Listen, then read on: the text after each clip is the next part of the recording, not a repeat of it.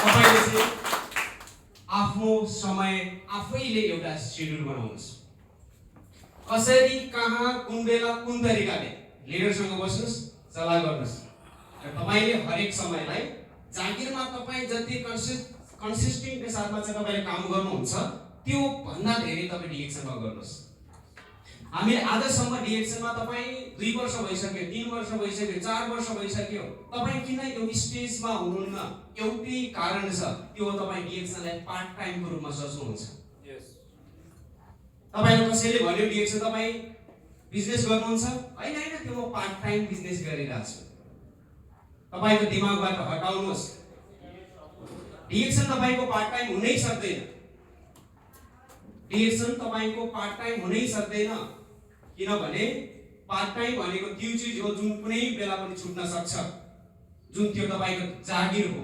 त्यो जागिर तपाईको पार्ट टाइम हो, त्यो आज भोलि जति बेला पनि तपाईबाट छुट्न सक्छ। त्यसैले डिएक्सनलाई तपाईले फुल टाइमको रूपमा गर्नुस्। बिहान, बेलुकी, साँझ, दिउँसो, राति, एनी टाइम तपाईले गर्न सक्नुहुनेछ। तरिका, मेथड तपाईले सिक्नुस् र डिएक्सन बिजनेसलाई चाहिँ फुल टाइमको रूपमा गर्नुस्। पहिलो काम तपाईको माइन्डमा, तपाईको सोचमा चाहिँ आजबाट त्यो चेन्ज गर्नुस् कि डिएक्सन तपाईको फुल टाइम हो। किनकि डिएक्सन तपाई दुबईमा मात्र होइन, तपाई दुबईबाट सुरु गरेर संसारको कुनै पनि ठाउँमा गएर तपाई गर्न सक्नुहुन्छ। के तपाईको जागिर आज तपाई 5000 दिरहम कमाउनुहुन्छ, तपाई 10000 दिरहम कमाउनुहुन्छ, दैट इज ग्रेट। बट जुन दिन तपाई दुबई रिजाइन गर्नुहुन्छ तपाई जीरो हो। तपाई सुपरभाइजर होस्, तपाई म्यानेजर होस्, तपाई चाहिँ चार्टर्ड अकाउन्टेन्ट होस्, तपाई डाक्टर होस्, इन्जिनियर होस्, जोसुकै होस्, जुन दिन तपाई दुबई चल्नुहुन्छ तपाई जीरो हो। त्यसलाई तपाईले फुल टाइमको रूपमा नलिनुस्। त्यसलाई तपाईले फुल टाइमको रूपमा नलिनुस्। फुल टाइम के हो? जो तपाईसँगै जान्छ। तपाई मरेर जाँदा पनि तपाईको परिवारलाई सहायता दिन्छ। तपाईको छोरा, नाति, पनाति, खलातीसम्म हस्तान्तरण हुँदै जान्छ। त्यो तपाईको फुल टाइम हो र त्यो फुल टाइम डिएक्सन हो। त्यो चाहिँ डिएक्सनलाई फुल टाइम गर्नु। अर्को काम भनेको चाहिँ तपाईले गर्नुपर्ने अर्को काम भनेको चाहिँ डिएक्सनमा जोइन भइसकेपछि जुन तपाईको जिम्मेवारी छ त्यो जिम्मेवारीलाई पुरा गर्नुस्। तपाई आमा हुनुहुन्छ, आमाको जिम्मेवारी के हुन्छ छोराछोरीप्रति त्यो तपाईलाई थाहा छ। तपाई बुवा हुनुहुन्छ, तपाई घरको मुली सदस्य हुनुहुन्छ, तपाईको परिवारप्रतिको जिम्मेवारी तपाईलाई थाहा छ। तपाई जागिर गर्नुहुन्छ, तपाईको जिम्मेवारी त्यो जागिरमा के छ त्यो तपाईलाई थाहा छ। तर डिएक्सनको तपाईको जिम्मेवारी के हो तपाईलाई थाहा छैन। त्यो बुझ्नुस् पहिला। तपाईको जिम्मेवारी के हो डिएक्सनमा? तपाईको काम के हो डिएक्सनमा? त्यो आफ्नो काम, आफ्नो जिम्मेवारी तपाई आफैले पुरा गर्नुस्। प्रोडक्ट्स युज गर्नु मात्र तपाईको काम होइन। यदि तपाई डिएक्सनमा डायमन्ड बन्ने हो भने प्रोडक्ट्स युज गरिसकेपछि तपाईले पाएको फाइदा अरु व्यक्तिहरुलाई पनि शेयर गरेर अरु व्यक्तिहरुलाई पनि स्वस्थ बन्न सहयोग गर्नु त्यो तपाईको जिम्मेवारी हो। त्यो गर्नुस् तपाईले।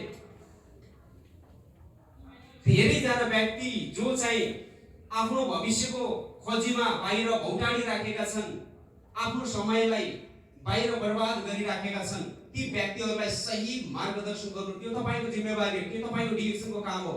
त्यो काम गर्नुस् तपाईले। तपाईको टिममा हरेक व्यक्तिले कुन तरिकाले डिएक्सन गरिराखेको छ, प्रोस्पेक्टिङ कुन तरिकाले गरिरहेछ, फलो अप कुन तरिकाले गरिरहेछ, त्यो हेर्नु तपाईको जिम्मेवारी। त्यो जिम्मेवारी तपाईले पुरा गर्नुस्। मिटिङ, सेमिनार अन्डर टाइममा आउने कोसिस गर्नुस्। त्यो तपाईको जिम्मेवारी हो। यो जिम्मेवारी तपाईले पुरा गर्नुभयो भने तपाई डायमन्ड मात्र होइन, क्राउन एम्बेसेडर पनि बन्न सक्छ। तपाईले त्यो जिम्मेवारी पुरा गर्नुपर्छ। समय एकदमै सीमित छ। तपाईलाई के लाग्छ? तपाईको समय धेरै छ तपाईसँग? छैन? तपाई हामी सबैजनाले दुबईमा हरेक 2 वर्षमा हामीले भिसाको स्किम लगाउनु पर्ने हुन्छ। हरेक 1 सेकेन्ड तपाईको लागि एकदमै कीमती चीज हो। तपाईलाई लाग्छ आज सन्डे सकियो, तपाईको 2 वर्षको समय जुन ब्रेक टाइम छ त्यो टाइम सकियो तपाईको। तपाईको जिन्दगीमा तपाईले जिउनु पर्ने त्यो दिन सकियो। तपाईले छोराछोरीलाई खुशी बनाउने एउटा समय थियो, त्यो समय सकियो। तपाईँ समय यति महत्त्वपूर्ण छ।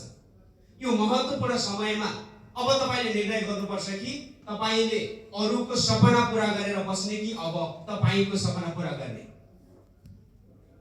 तपाईँलाई लाग्छ तपाईँ जागिर गर्नुहुन्छ र तपाईँ तपाईँको सपना पूरा गर्दै हुनुहुन्छ, तपाईँ गलत हुनुहुन्छ। यदि जागिर गरेर यो संसारमा मान्छे खुसी हुन सक्थ्यो, सफल हुन सक्थ्यो भने चाहिँ सबैभन्दा सक्सेस, सबैभन्दा खुसी हाम्रो देश नेपालका मानिसहरू हुन्थे। आज 80-90 लाख मान्छे चाहिँ विदेशमा रोजगार गर्छन्, धेरै मेहनत गर्छन्। नेपाली जतिको इमानदारको साथमा मेहनत गर्ने संसारमा कुनै पनि छैन। यदि साँच्चीकै मेहनत गरेर खुसी र सफल अनि परिवारलाई खुसी दिन सक्ने भएदेखि हरेक एक नेपालीको घरमा खुसी आउँथ्यो। जागिर, खुसी त्यो त्यसै मिल्दैन। तपाईँ मैले जहाँ